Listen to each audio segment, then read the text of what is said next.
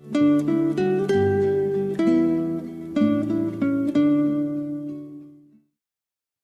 오늘도 사사기 5장에 기록된 이 말씀을 통해서 하나님께서 주시는 은혜를 우리가 함께 나누기를 원합니다. 여러분, 이 사사기 5장에는 하나님께 쓰임받았던 여사사 드보라가 전쟁에서 승리한 뒤에 부르게 되는 이 기쁨의 노래가 기록이 되어 있습니다. 이 전쟁에서 이기고 난 뒤에 부르는 노래를 우리는 승전가라고 말합니다.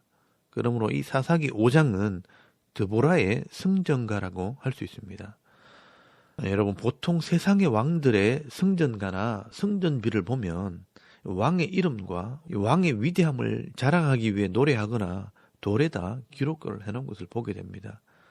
그러나 오늘 이 드보라의 승전가의 내용을 읽어보면 이 드보라의 능력을 노래한 것이 아니라 하나님께서 백성들을 위해 싸워주셨다는 것과 또한 백성들을 위한 헌신된 일꾼이 있었기 때문에 이 전쟁에 이길 수 있었다는 것을 노래하게 됩니다. 여러분, 오늘 사사기 5장 4절에서 5절까지 말씀해 보시면 먼저 하나님께서 이스라엘 백성들을 위해 싸워주시기 위해 오셨다라고 노래를 합니다.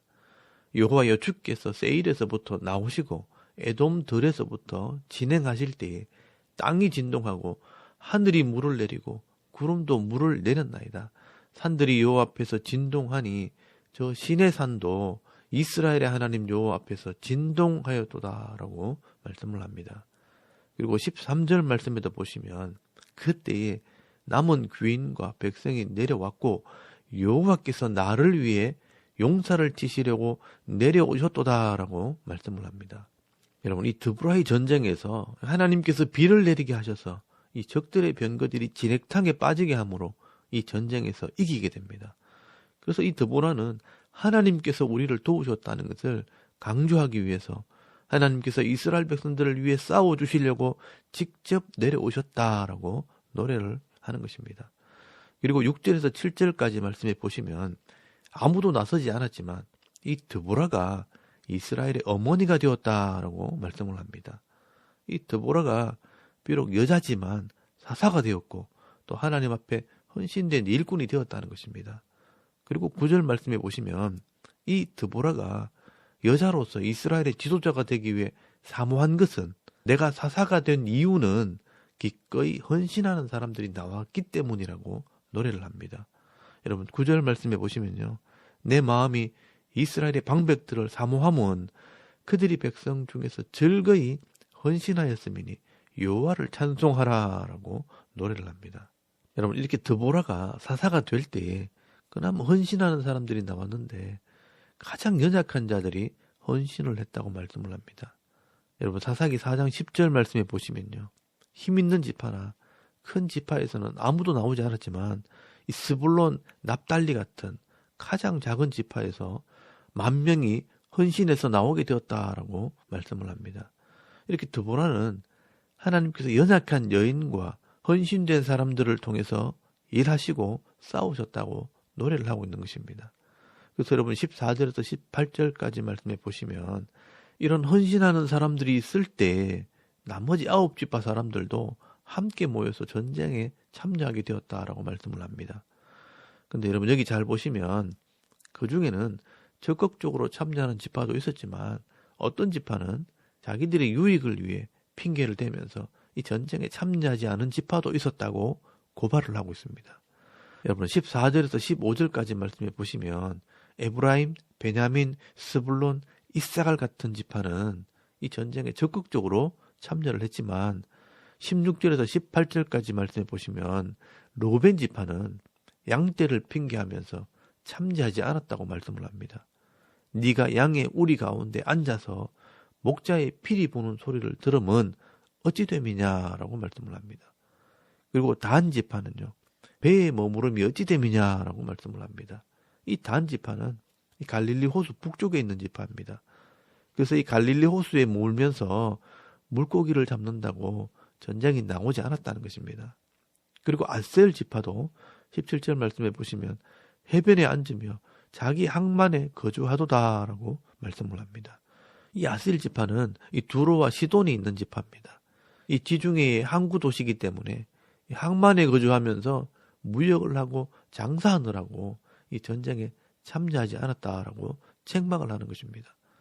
결국 하나님께서 어떤 사람들을 통해서 일하시느냐. 하나님께서는 작은 무리들이지만 헌신된 사람들을 통해서 일하셨고 또 전쟁에 이기게 하셨다라고 말씀을 하는 겁니다. 근데 여러분 결정적으로 이 적의 군대 장관을 죽인 사람이 누구냐? 여러분 겐 사람 헤벨의 아내 야엘이 하나님께 쓰임받았고 복을 받게 되었다라고 노래를 합니다. 여러분 24절 말씀에 보시면 지난번에도 말씀을 드렸지만 이 겐 사람 헤벨의 아내 야엘은 다른 여인들보다 복을 받을 것이니 장막에 있는 여인들보다 더욱 복을 받을 것이로다라고 말씀을 합니다. 여러분 하나님께서 이 바락이라는 사람을 불러서 복을 받을 기회를 주었지만 이 바락이 믿음이 없어서 이 하나님의 부르심을 거부하게 될 때 결국은 그 기회가 야엘이라는 여인에게 넘어갔다는 것입니다. 여러분 대부분의 사람들은 내게 무슨 사명이 주어질 때 내가 능력이 있어야 할 수 있고 또 힘이 있어야 할 수 있다고 생각을 합니다. 그러나 사실은 능력이 있어서 그 일을 하는 것이 아니라 믿음 있는 사람이 이 하나님의 일을 할 수 있는 것입니다. 그리고 이 드보라는 이 야엘에게 죽임을 당한 이 시스라의 죽음을 엄청나게 강조를 하고 있습니다.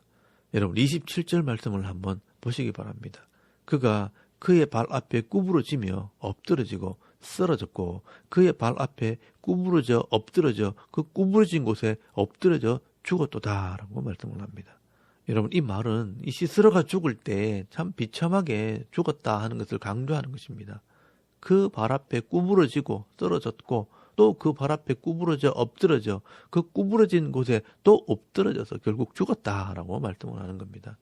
여러분 이 철병거 900대를 지휘하던 이 군대 장관 시스라가 여인의 발 앞에서 고개를 숙이고 엎드려져서 쓰러져 죽었다 하는 것을 엄청나게 강조를 하고 있는 것입니다.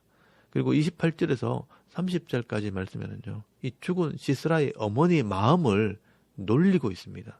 이 드보라가 여자이기 때문에 이런 여자의 마음을 가지고 유머를 사용하고 있는 것입니다.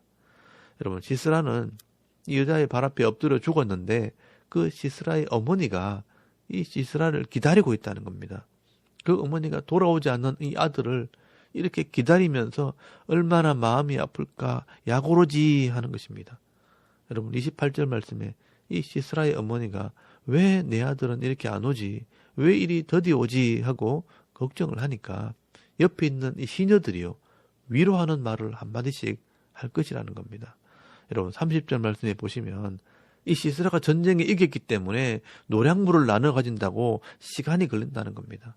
그리고 한두 처녀를 얻었으니 여자들과 즐기느라 시간이 걸릴 것이라고 말을 하는 겁니다. 그리고 이 시스라가 채색 옷과 아름다운 옷을 가지고 오면 아름답게 꾸미자고 위로를 하고 있다는 것입니다. 근데 여러분 시스라는 여자의 발밑에 엎드러져 죽었다 하면서 지금 드보라가 놀리는 것입니다. 그래서 이 드보라는 마지막으로 이 적들은 다 이와 같이 헛된 꿈을 꾸고 하나님의 백성들은 아침 해와 같이 힘있게 비치기를 기도를 하고 있습니다. 여러분 31절 말씀을 한번 보시기 바랍니다. 여호와여 주의 원수들은 다 이와 같이 망하게 하시고 주를 사랑하는 자들은 해가 힘있게 도듬갑게 하시옵소서라고 말씀을 합니다. 그리고 이 드보라 때문에 그 땅에 40년 동안 평화가 있었다라고 말씀을 합니다. 여러분 오늘 이 드보라의 성전가를 볼 때 누가 정말 하나님께 은혜를 받은 사람이고 누가 그 시대에 복을 받은 사람인가 노래하고 있는 겁니다. 여러분 남자들이 없는 시대 자기 양떼를 지킨다고 자기 배를 지킨다고 무역하고 장사하고 항구를 지키는 자들은 전쟁에 나오지 않았습니다. 자기 할 일이 바쁘다고 정치하러 사업하러 골프 치러 취미생활 한다고 일할 사람이 아무도 없을 때 결국 하나님께서는 이 연약한 여인들을 통해서도 일하시는 하나님입니다. 그리고 그나마 헌신된 일꾼을 통해서 일하시는 겁니다. 그리고 그 시대에 누가 하나님을 노래하고 누가 복을 받을 수 있습니까? 하나님께 쓰임받는 사람들입니다. 여러분 이 믿음의 사람이 복을 받습니다. 똑똑하고 힘있고 능력 있는 이 대단한 사람들이 아니라 연약하고 겸손한 자들 또 하나님밖에 의지할 사람이 없는 그런 사람들이 결국은 복을 받게 되는 것입니다. 여러분, 오늘 저와 여러분이 사는 이 시대가 바로 그런 시대입니다. 오늘 이 시대는요, 세상에 좋은 것들이 너무 많기 때문에 그거 붙잡으려고 세상에서 동분서주하면서 하나님의 일할 사람이 없는 그런 시대가 되어버렸습니다. 이럴 때 믿음의 눈을 여시고 비록 힘이 없고 약할지라도 헌신된 일꾼이 되고 또 하나님의 손에 쓰임받는 인생이 되어서 이 드보라처럼 노래하는 인생, 복을 빌어주는 인생, 해가 힘있게 돋는 것처럼 승승장구하는 삶을 살아가는 저와 여러분의 이런 영적인 삶의 모습이 되실 수 있기를 주의 이름으로 축원합니다. 아멘. 우리 잠깐 기도드리겠습니다. 오늘도 세상을 바라보기보다 하나님의 일꾼으로 쓰임받는 승리하는 인생이 되게 하옵소서. 또 나라와 민족과 이 교회와 가정과 자녀들을 위해서 오늘 해야 할 일들을 하나님께 맡기시고 기도하고 오늘 하루 삶을 또 시작할 수 있길 바랍니다. 다 같이 우리 하나님께 한번 기도드리겠습니다. 살아계신 하나님 은혜를 감사합니다. 오늘도 이 아침에 하나님을 예배하게